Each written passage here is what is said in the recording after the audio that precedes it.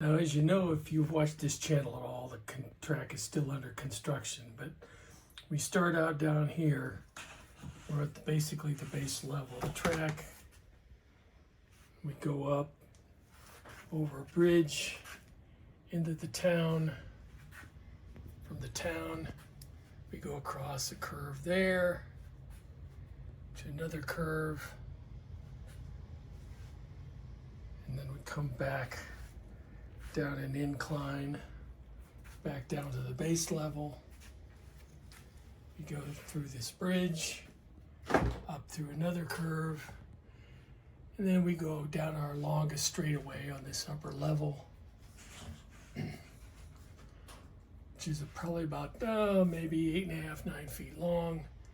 Come through this R3 curve, and then we head up into the hills, as it were.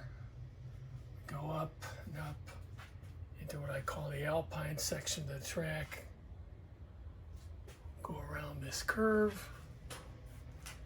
And here you can see how much higher we are above the base level of the track.